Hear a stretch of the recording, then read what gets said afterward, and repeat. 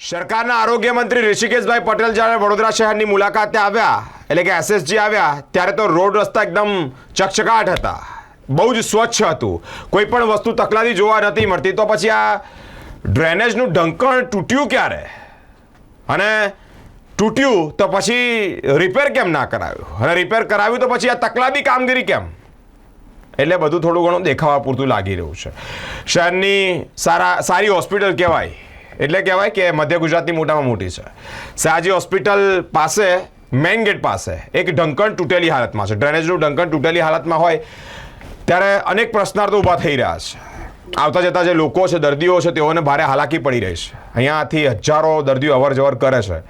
સાથે જ એટલું નહીં, મોટા ભારદારી વાહનો પણ અવર જવર કરે છે.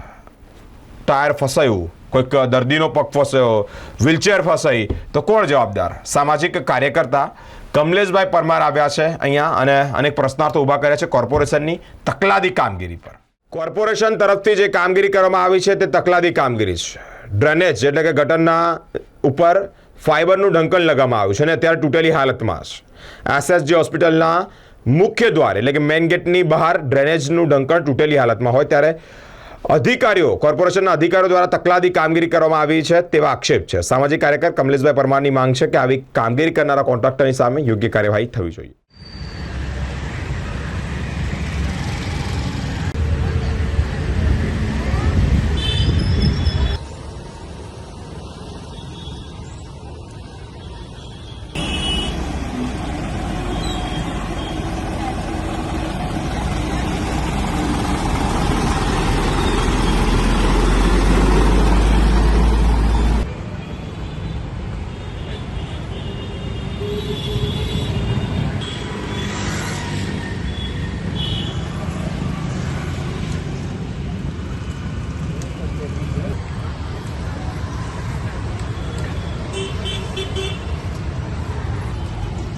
આજો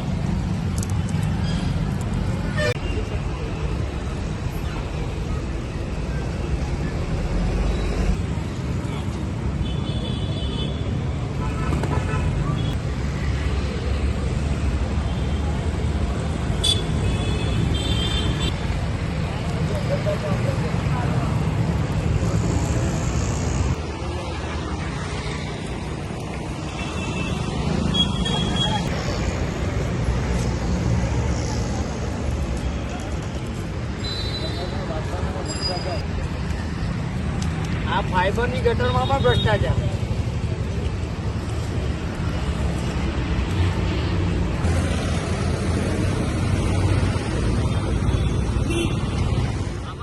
મધ્ય ગુજરાતની સૌથી મોટી હોસ્પિટલ સયાજીરાવ હોસ્પિટલમાં હજારોની સંખ્યામાં રોજે રોજ દર્દીઓની અવરજવર થતી હોય છે, એમ્બ્યુલન્સોની અવરજવર થતી હોય છે, 108 પણ અહીંયા ગાડીથી અવરજવર થતી હોય છે. ત્યારે ખાસ કરીને તમે જોશો કે વડોદરા મહાનગરપાલિકા દ્વારા જે ડ્રેનેજનું જે ઢક્કણ લગાવવામાં આવ્યું છે, આ ઢક્કણ પણ જે ફાઇબરનું ઢક્કણ છે, આ તકલાદીમાં હલકી ગુણવત્તાનું મટીરિયલ વાપરવામાં આવ્યું છે એ સ્પષ્ટપણે લાગી રહ્યું છે. સાથે તમે ડ્રેનેજની અંદર જોશો કે અંદર પુષ્કળ પ્રમાણમાં ડ્રેનેજ પણ ચોકઅપ થઈ ગઈ છે.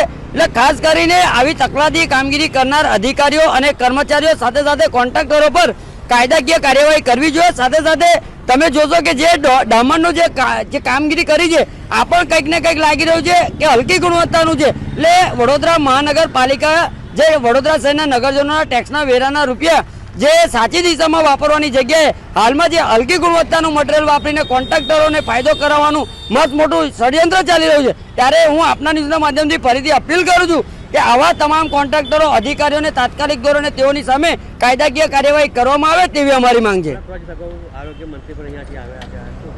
ચોક્કસથી ટૂંક સમય પહેલે જ ગુજરાત રાજ્યના આરોગ્ય મંત્રી સાહેબ શ્રી પણ વડોદરા શહેરની મુલાકાતે આવ્યા હતા. પરંતુ હાલમાં તમે જોઈ શકો છો કે કેટલીક જગ્યા ઉપર તો એવી છે ગંદકીની ભરમાર જોવા મળે છે. સાથે સાથે જે જગ્યા ઉપર જે ડ્રેનેજના ઢાંકણો તૂટેલા છે આ પણ આજ દિન સુધીમાં કોઈ પણ રિપેરિંગ કામગીરી કરવામાં નથી આવી. એટલે લાગી રહ્યું છે કે ઉપરથી વિઝિટ કરી અને માર્કેટિંગ કરવા માટે જ આરોગ્ય મંત્રી આવ્યા હોય તેમ સ્પષ્ટપણે લાગી રહ્યું છે.